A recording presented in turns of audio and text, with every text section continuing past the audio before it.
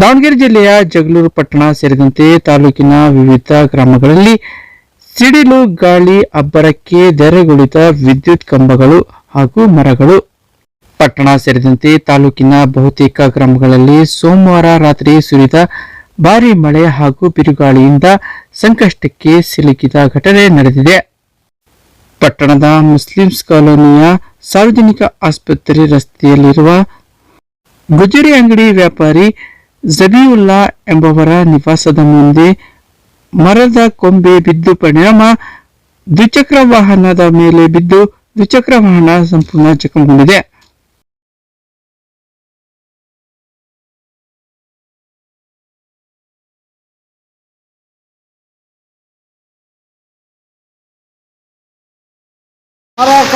ಕಡಿಲಿಲ್ಲ ಹಾಗಾಗಿ ರಾತ್ರಿ ಮಾಡಿದ್ವಿ.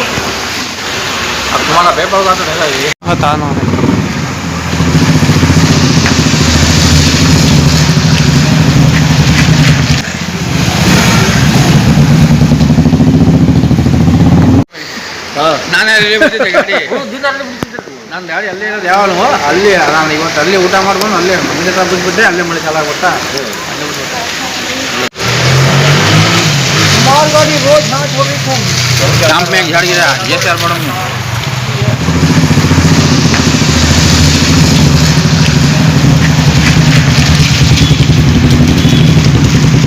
ಮತ್ತೊಂದೆಡೆ ತಾಲೂಕಿನ ಮರೇನಹಳ್ಳಿ ಗ್ರಾಮದ ಸರ್ಕಾರಿ ಶಾಲೆಯ ಮುಂಭಾಗದ ರಸ್ತೆಯಲ್ಲಿರುವ ವಿದ್ಯುತ್ ಕಂಬಗಳು ಧರೆಗುರುಳಿದ್ದು ದೊಡ್ಡ ಅನಾಹುತ ತಪ್ಪಿದಂತಾಗಿದೆ.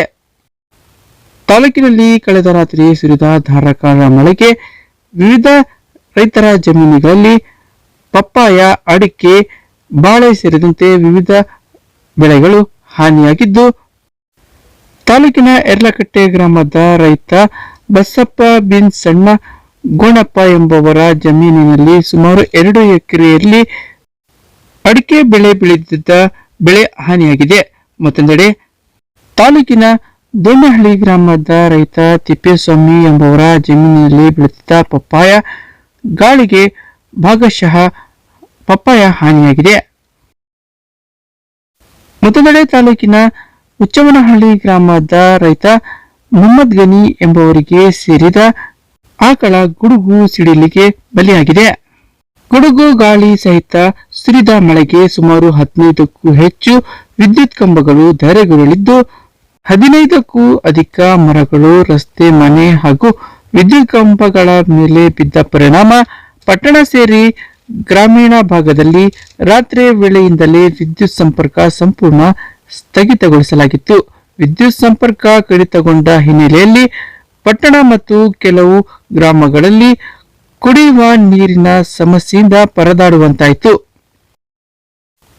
ಇನ್ನು ಘಟನೆ ತಕ್ಷಣ ಸ್ಪಂದಿಸಿದ ಬೆಸ್ಕಾಂ ಇಲಾಖೆ ಅಧಿಕಾರಿಗಳು ದುರಸ್ತಿ ಕಾರ್ಯ ಕೈಗೊಂಡಿದ್ದು, ಬೆಸ್ಕಾಂ ಇಲಾಖೆಯ ಎಡಬ್ಲ್ಯೂ ಮಲ್ಲಿಕಾರ್ಜುನ್ ನೇತೃತ್ವದಲ್ಲಿ ಸಿಬ್ಬಂದಿಯ ತಂಡ ಹೊಸ ವಿದ್ಯುತ್ ಕಂಬಗಳನ್ನು ಅಳವಡಿಸಿ ಹಾನಿಗೊಳಗಾದ ವಿದ್ಯುತ್ ಮಾರ್ಗಗಳನ್ನು ಸರಿಪಡಿಸುವ ಕಾರ್ಯವನ್ನು ನಿರಂತರವಾಗಿ ನಡೆಯಿತು. ಘಟನೆ ನಡೆದ ಸುಮಾರು 20 ಗಂಟೆಗಳ ಬಳಿಕ ಗ್ರಾಮಕ್ಕೆ ಮರು ವಿದ್ಯುತ್ ಸಂಪರ್ಕ ಕಲ್ಪಿಸಲಾಯಿತು.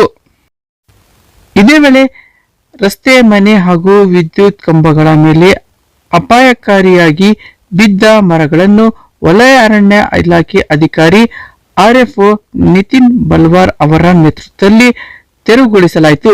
ಅರಣ್ಯ ಇಲಾಖೆ ಸಿಬ್ಬಂದಿ ಹಾಗೂ ಸ್ಥಳೀಯರ ಸಹಾಯದಿಂದ ಮರಗಳನ್ನು ತೆರವುಗೊಳಿಸಿ ಸಂಚಾರ ವ್ಯವಸ್ಥೆಯನ್ನು ಸುಗಮಗೊಳಿಸಲಾಯಿತು.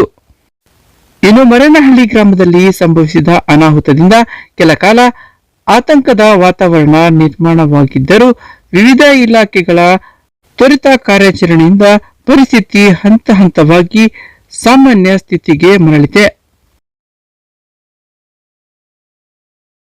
ಇನ್ನು ನಿನ್ನೆ ಸುರಿದ ಧಾರಾಕಾರ ಮಳೆಗೆ ರೈತರ ಜಮೀನಿಗೆ ನೀರು ನುಗ್ಗಿದ ಪರಿಣಾಮ ಬೆಳೆ ಹಾನಿಯಾಗಿದೆ. ಒಟ್ನಲ್ಲಿ ತಾಲೂಕಿನ ಬಹುತೇಕ ಭಾಗಗಳಲ್ಲಿ ಉತ್ತಮ ಮಳೆಯಾಗಿದ್ದು ರೈತರ ಮುಖದಲ್ಲಿ ಮಂದಹಾಸ ಮೂಡಿಸಿದೆ. Bureau report, TTV news.